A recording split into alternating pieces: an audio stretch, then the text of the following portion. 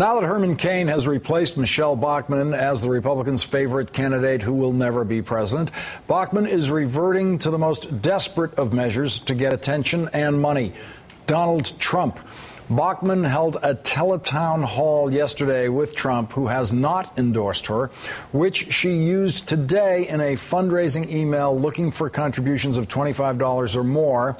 Herman Cain has surged to the top of the national polls, meanwhile. And in Iowa, Cain is now in second place with 20%, while Michelle Bachmann has dropped to fourth place with 11%.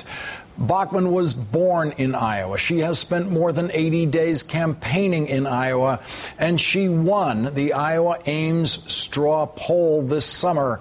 Herman Cain hasn't been to Iowa since the straw poll on August 13th. Instead, Cain has spent most of this month on a personally enriching publicity tour for his book that took him to Tennessee, Texas, and Virginia, states that won't vote until March. Cain also spoke at a Christian university in Ohio, which holds its primary in March. He visited with anti-immigration Sheriff Joe Arpaio in Arizona, which has its primary at the end of February. And Cain met with Donald Trump here in New York, which holds its primary at the end of April. The New York Times reports today that Michelle Bachmann is trying to take advantage of Cain's absence in Iowa to get caucus goers to take a second look at her. Polls show that Republican voters do not think Bachmann, who was against raising the debt ceiling and who believes the Founding Fathers worked tirelessly to end slavery, is electable. But Republican support is surging for Herman Cain, whose signature issue is creating a new 9% federal sales tax and who claims that African-American voters have been brainwashed, and whose stated strategy for border control is an electrified fence and a moat filled with alligators. In the New York Times today, Michelle Bachmann actually went after her former campaign manager, Ed Rollins, for publicly discussing her faltering campaign. When it comes to personnel issues, I act professionally and respectful of former employees. I just assume that's a two-way street. It's disappointing when it's not. I guess I should have done that Google search. Joining me now is Republican strategist Ed Rollins. Ed, thank you. That's a nice introduction. Thank you very much for being here tonight. If she had done the Google, I assume that Google search is a Google search on Ed Rollins. She would have found somebody who helped get Ronald Reagan elected president of the United States. What is she talking about? What is your problem with Michelle Bachmann? What is her problem with you? I don't have a problem with Michelle Bachmann. We left on a nice note. I was tired of the campaign, and I was basically worn out. I was working 16-hour days. I did everything that we had set out to do. I left her with a strategy memo, and the strategy memo was to go stay in Iowa and win Iowa. That's the ticket out. Now, obviously, since then, she's been in Arizona, she's been in California, she's been in other places, and she basically needs to be focused in Iowa. That's all that I have said. I obviously criticized her. I was asked by Chris Matthews on a show, did she make a mistake when she attacked the governor of Texas on the HIV thing? Mm-hmm. And I basically said it was a mistake. It was a mistake not attacking him, but the next day basically saying it caused retardation when she didn't have any facts. The HPV virus Absolutely, that he wanted to have manned. But I have great affection for her. I mean, I wish her nothing but goodwill.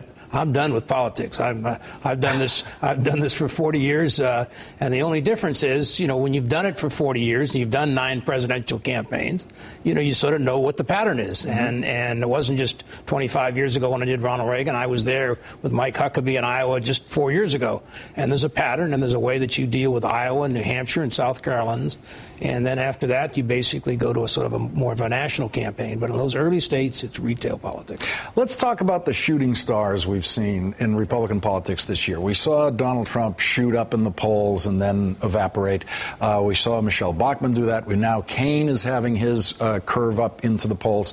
Is there something in the Michelle Bachmann curve in the polls that kind of predicts where we're going to go with Herman Cain? And one of the things I'm wondering about is, here's someone who's dedicated to Iowa, spending all of this time in Iowa, and Iowa, she becomes less and less popular the longer she stays there. Is there something about these candidacies where the familiarity breeds a resistance to the candidacy? Sometimes it's also a lot of self-inflicted wounds along the way. Obviously, Mr. Cain is struggling with his fence debate the last few days.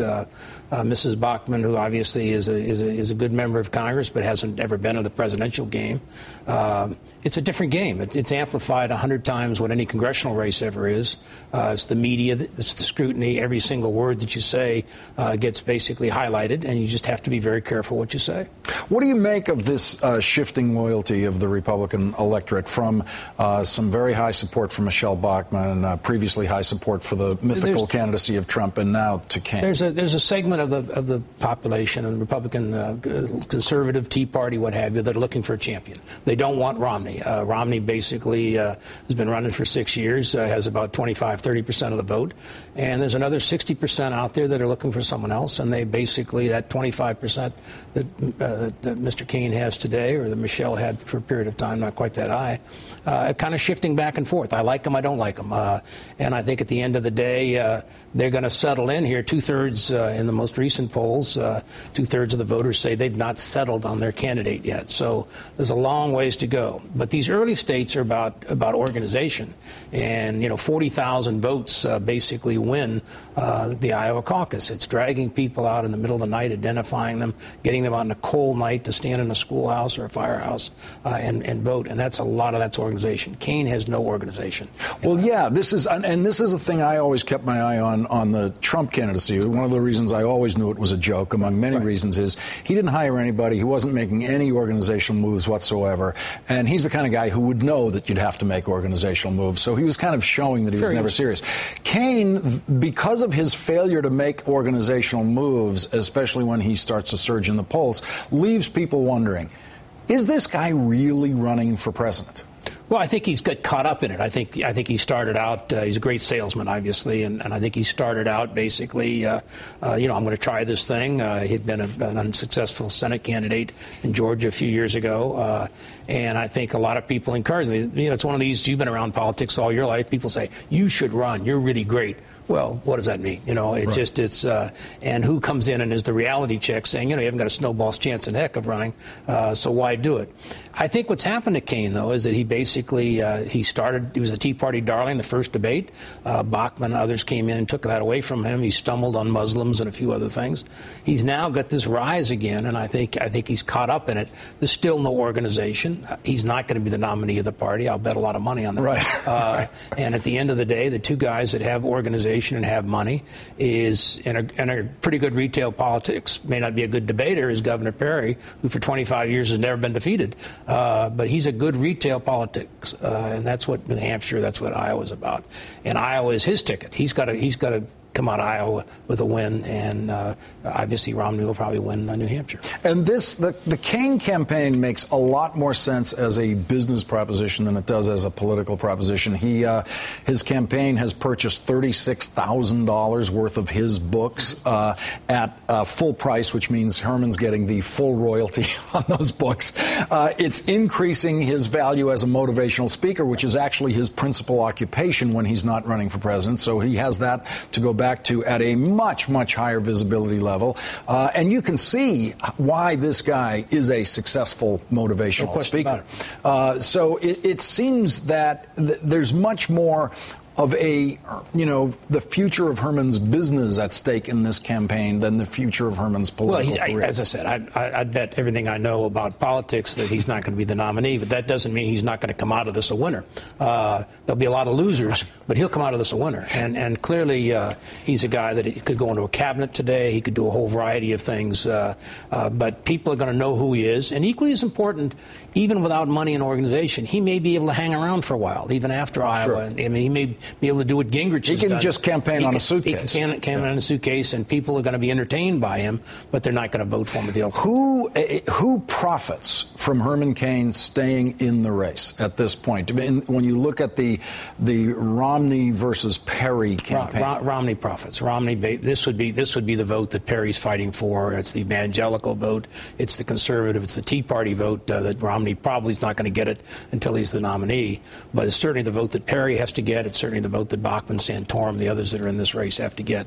So I would say right now it's affected Perry the most. You saw it directly go from Perry, who jumped into the race late and then basically didn't do well in the first three debates, move to Cain in the last debate. And I think, if Perry has a better debate tonight, gets out and does some retail politics, starts running a real campaign with television and grassroots organizations, then you can see some of that vote come back. We know that Cain needs organization.